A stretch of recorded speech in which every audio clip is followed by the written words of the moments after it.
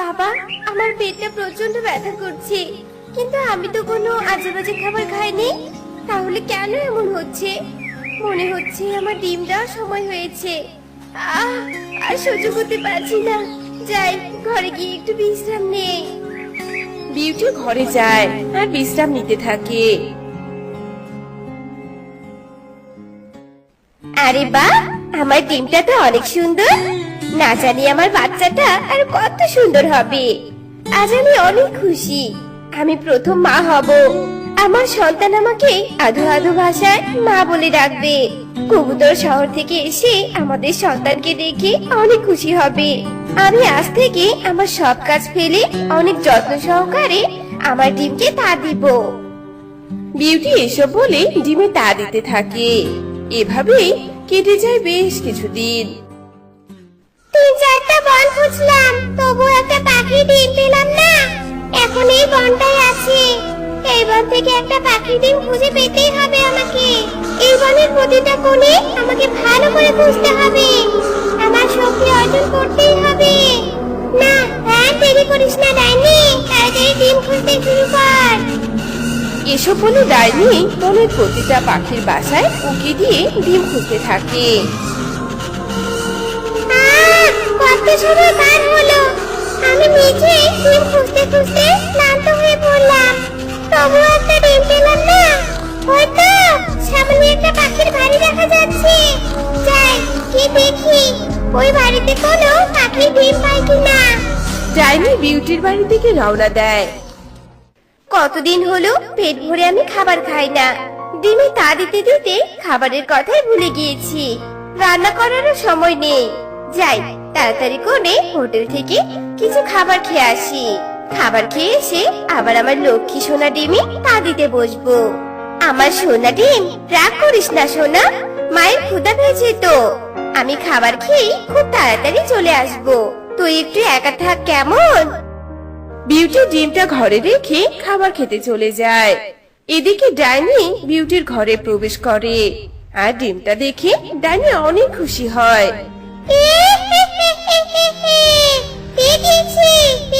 আমি পাখির ডিম। এই ডিম দিয়ে ধ্যান করে আমি সর্বশক্তি অর্জন করব। আর তখন কেউই আমাকে কিছু করতে পারবে না। যাই, ডিমটা আস্তানায় নিয়ে যাই। ডাইনি ডিমটা নিয়ে চলতে থাকে।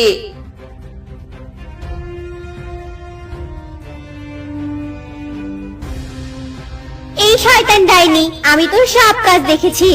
তুই এই ডিমটা পাখির বাসা থেকে চুরি করেছিস। তাড়াতাড়ি এই ডিমটা যেখানে পেয়েছিস সেখানে রেখে আয়, নয়তো আমি তোকে মেরে ফেলবো বলে দিলাম। কখনোই না, আমি ডিম ফেরত দেওয়ার জন্য হাতে নেইনি, বুঝেছিস? আমি এই ডিম দিয়ে শক্তি অর্জন করব। পরি, যদি বাঁচতে চাস তাহলে আমার কাছে বাধা দিতে আসবি না, নয়তো তোর মৃত্যু হবে আমার হাতে বললাম। আমি নিজের জীবনের পরোয়া করি না। একটা কথা কান খুলে শুনে রাখ ডাইনি, আমি অন্যায় করি না, আর কেউ আমার সামনে অন্যায় করলে আমি সেটা সহ্য করি না। আমি সেই অন্যায়কারীকে শাস্তি দেই। তুই একটা মায়ের বুক খালি করতে চাইছিস, আমি সেটা কখনোই হতে দিব না। এই পরিমনে হয় অনেক শক্তিশালী। এই ডিম ছিনিয়ে নেওয়ার আগে আমাকে এখান থেকে পালাতে হবে। এসব ভেবে ডাইনি ছুটতে শুরু করে আর পরিও তার পিছু পিছু ছুটতে থাকে। ডাইনি দাঁড়া বলছি, তুই পালিয়ে যাবি কোথায়? আমি তোকে ধরেই ছাড়বো, দাঁড়া। না, এই শয়তান পরিতা আমার পিছু কিছুতেই ছাড়ছে না। এভাবে চলতে চলতে পরি আমার আস্তানা দেখতে পেলে পরে যদি ওর দলবল নিয়ে এখানে এসে আর আমাকে ধরে, তখন কি হবে? হ্যাঁ, তার চেয়ে ভালো আমি এখানে ওকে আটকে দেই। এভাবে পালালে কিছুতেই চলবে না। পরির সাথে যুদ্ধ করে ওকে মেরে ফেলতে হবে, কিন্তু তার আগে এই ডিমটা লুকাতে হবে। কিন্তু এই ডিমটা আমি কোথায় লুকাবো?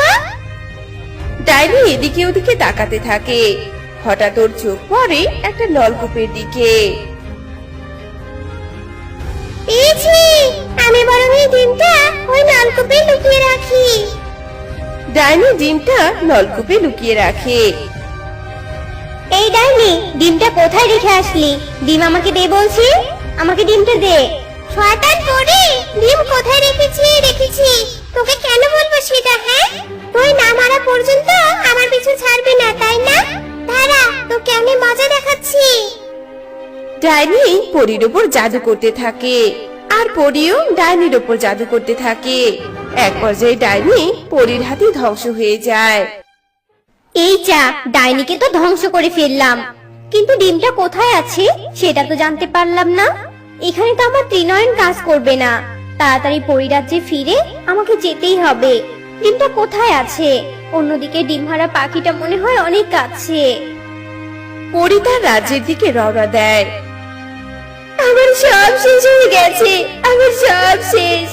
আমি যদি খাবার খেতে না যেতাম তাহলে আমার ডিমটা হারিয়ে যেত না। ডিম সোনা, তুই কোথায় আছিস? আমার কাছে ফিরে আয় সোনা। এখন আমি কি জবাব দিব কবুতরকে? এতটুকু সময়ে কে আমার ডিমটা চুরি করলো? আমার ডিম! বিউটি কান্না করতে থাকে। অনেক বেলা হয়ে গিয়েছে, রান্না চাপিয়ে খেয়ে দে, আবার আমাকে কাছে যেতে হবে। যাই, গিয়ে নলকূপ থেকে জল নিয়ে আসি। দেরি হলে আবার মালিক আমাকে ভীষণ বকবে। টুনি বালতি নিয়ে নলকূপের কাছে যায় আর নলকূপে চাপ দিতেই পানির সাথে ডাইনি রাখা পাখির ডিমটা বেরিয়ে আসে। হায় হায়, এ আমি কি দেখছি? নলকূপে পাখির ডিম! এই ডিমটা নলকূপে আসলো কি করে? আরে, ডিমটার ভেতর থেকে আওয়াজ আসছে। এর ভিতরের বাচ্চা এখনো জীবিত আছে। সৃষ্টিকর্তা এতদিন পর আমাকে মা ডাক শোনার ক্ষমতা দান করেছে। আমি তা দিয়ে এই ছানাটাকে পৃথিবীতে আনবো। টুনি ডিমটাকে তার ঘরে নিয়ে যায় আর তা দিতে থাকে। আরে, এটা তো একটা কবুতরের ছানা। যাই হোক, এটা তো সৃষ্টিকর্তার বরদান। আমি নিজে হাতে একে লালন পালন করব। মা, মা, তুমি আমার মা? হ্যাঁ মা, আমি তোর মা, আর তুই আমার মেয়ে। আমি তোকে আদর করব রে মা। তার মানে টুনির কাছে এই ছানাটা ওই ডিম থেকে বেরিয়েছে। আর দেরি করা যাবে না। ওইদিকে বিউটি অনেক কান্না করছে। এক্ষুনি বিউটিকে নিয়ে টুনির বাড়িতে যেতে হবে, আর ওর সন্তান ওকে ফিরিয়ে দিতে হবে। ভয় পেও না পাখি, আমি হলাম পরী। আমি তোমার ব্যাপারে সব জানি। তোমার সন্তান অনেক ভালো আছে। চলো আমার সাথে, আমি তোমাকে তোমার সন্তানের কাছে নিয়ে যাব। আমার সন্তান তো হয়নি, আমার ডিমটা হারিয়ে গিয়েছে। চলো আমার সাথে, যেতে যেতে আমি তোমার সবটা বলবো। পরী বিউটিকে টুনির বাড়িতে দিয়ে আসে। আমার সোনা মা, আমি তোকে কত খুঁজেছি। তোকে আর আমার থেকে দূরে রাখবো না সোনা। আমি ভুল করেছিলাম রে মা, তোকে সেদিন রেখে গিয়ে। এই কে তুমি? আমার মেয়েকে নিজের সন্তান বলছো কেন? টুনি, তুমি নলকূপে যে পাখির ডিমটা পেয়েছিলে, সেই ডিমটাই বিউটির ছিল। বিউটি অনেক কান্না করছিল, তাই আমি ওকে এখানে নিয়ে এসেছি। তুমি দয়া করে ঝামেলা না করে তার সন্তানকে ফিরিয়ে দাও। অনেক বছর পর আমি মা ডাক শুনতে পেরেছি, কিন্তু এভাবে সন্তানকে হারাতে হবে আমি কল্পনাও করিনি। পরি এমনটা করো না, ওকে আমার কাছ থেকে কেড়ে নিও না। পরী টুনিকে অনেক বুঝিয়ে পারুকে বিউটির হাতে তুলে দেয় আর বিউটি খুশি হয়ে তার সন্তানকে নিয়ে ওখান থেকে চলে যায়। কেঁদো না তুমি টুনি, শান্ত হও। দূরে যাও, তোমার কোনো কথা আমি শুনতে চাই না। আমি কারো কথা শুনতে চাই না। তোমার জন্য আমার সন্তান চলে গিয়েছে। আমাকে দোষারোপ করো না। পরি হয়ে যদি আমি ন্যায় কাজ না করি, তাহলে তো পাখিরা সবাই আমাকে দিন শেষে খারাপ বলবে। আমি তোমাকে সন্তান জন্ম দেওয়ার ক্ষমতা দান করব, তবুও কেঁদো না। সত্যি বলছো? তুমি আমাকে মা হতে সাহায্য করবে? আর আমি মা হতে পারবো? হ্যাঁ, তুমি মা হতে পারবে। এই দিলাম মা হওয়ার ক্ষমতা। এবার তুমি খুশি তো? আমি আসি কেমন? এরপর পরী চলে যায় আর টুনিও খুশি মনে ঘরে যায়। এই যে পাশাপাশি দুটো বাড়ি দেখতে পাচ্ছেন, এই বাড়ি দুটোতে দুটো পরিবার বাস করত। একটা হলো টুনি আর তার ছেলে রকির পরিবার, আর একটা হলো সুখী পায়রা আর তার মেয়ে পারুলের পরিবার। একি সকাল সকাল এই ময়লাগুলো আমার ঘরের সামনে কি করে এলো? আমি তো কখনোই জমা করে রাখিনি। তার মানে এগুলো সব ওই শয়তান সুখী পায়রার কাজ। আজ তো আমি ওকে দেখে নিব। সুখী, এই শয়তান সুখী, ঘর থেকে বেরিয়ে আয় বলছি। কি হয়েছে রে? সাত সকাল বেলায় আমার দরজার সামনে দাঁড়িয়ে কুকুরের মতো ঘ্যাও ঘ্যাও কেন করছিস বলতো?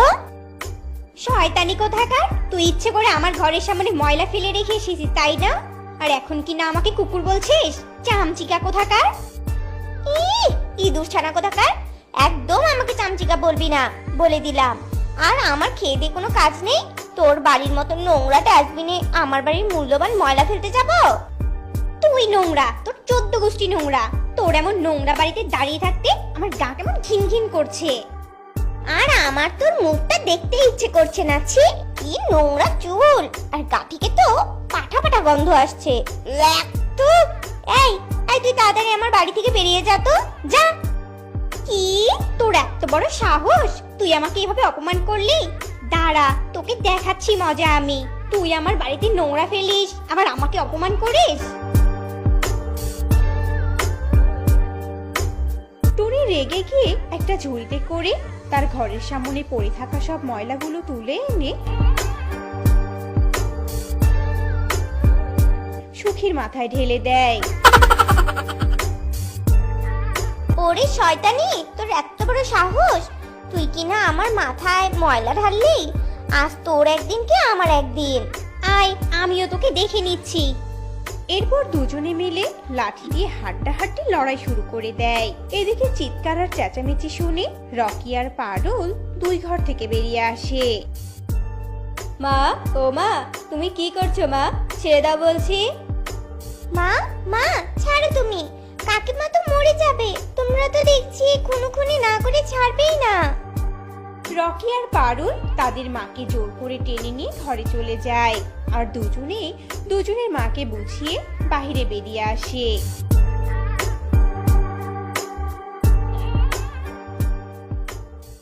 এরপর রকি আর পারুল একটা গাছের তলায় দেখা করে।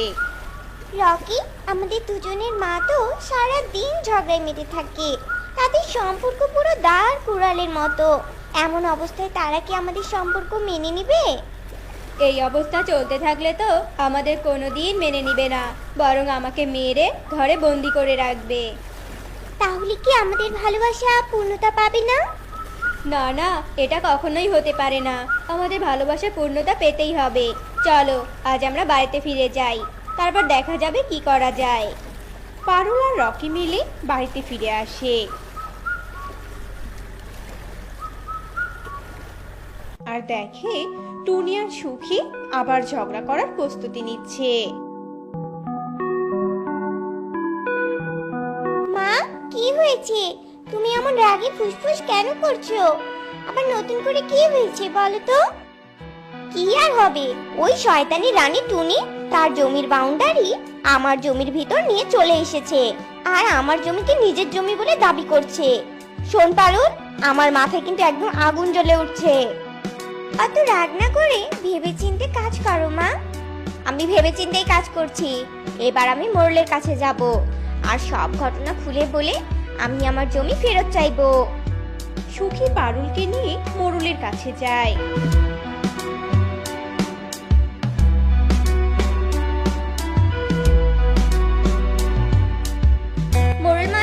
মোড়ল মশাই, ওই টুনি আমার জমিগুলো দখল করে নিচ্ছে। আপনি এটার একটা বিচার করুন আর আমার জমি ফিরিয়ে দিন। ঠিক আছে, তোমরা বাড়ি ফিরে যাও। আমি আজ রাতে তোমাদের বাড়ি যাব সমস্যার সমাধান করতে। মোড়লের কথা মতো সুখী বাড়িতে ফিরে আসে।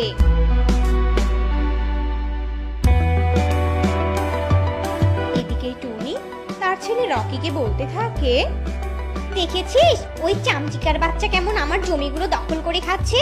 চল এক্ষুনি আমি মোড়লের বাড়িতে যাব আর একটা বিহিত আমি করেই ছাড়বো। টুনি ও রকিকে নিয়ে মোড়লের কাছে যায়। মোড়ল মশাই, ও মোড়ল মশাই, ওই সুখী আমার জমিগুলো দখল করে খাচ্ছে।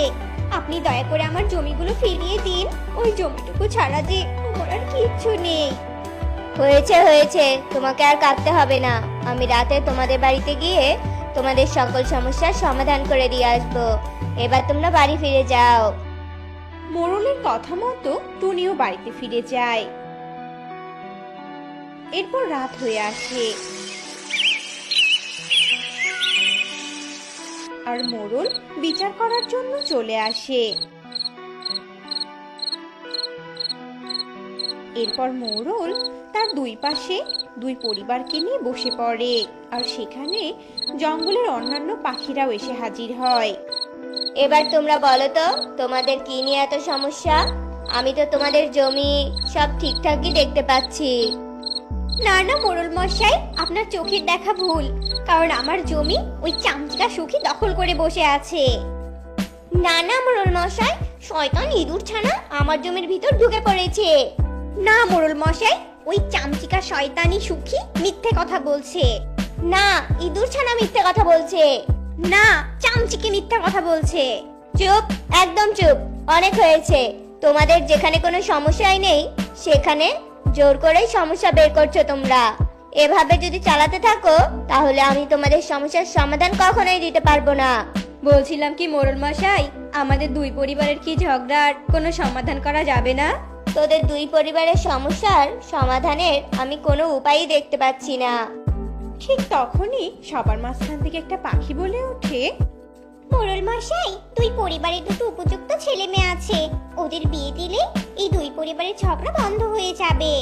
তুমি একদম উত্তম কথা বলেছো টুনি আর সুখী। আশা করি এই প্রস্তাবে তোমাদের কোনো আপত্তি থাকবে না, বুঝতে পেরেছো? হ্যাঁ, আমি বুঝতে পেরেছি। এখন আপনি এই ডাইনিকে ভালোভাবে বুঝিয়ে দিন। টুনি, বুঝেছো? তা আজ রাতেই এই ভরা মজলিসে পারুল আর রকির বিয়ে দেওয়া হবে। পারুল আর রকি নিজেদের ভালোবাসার পূর্ণতার কথা শুনি মহা খুশি হয়ে যায়। এরপর তাদের বিয়ে সম্পূর্ণ হয়ে যায়। যাক, বিয়েটা ভালোই ভালোই হলো। আমাকে অন্তত প্রতিদিন কষ্ট করে আর বিচার করতে হবে না। মোড়লের কথা শুনে সবাই অট্ট হাসিতে ফেটে পড়ে। না না মোড়ল মশাই, সুখী তো আমার বেআইন হলো, তাই ঝগড়াটা আরো বেড়ে গেল, বুঝেছেন? ঠিক ধরেছেন।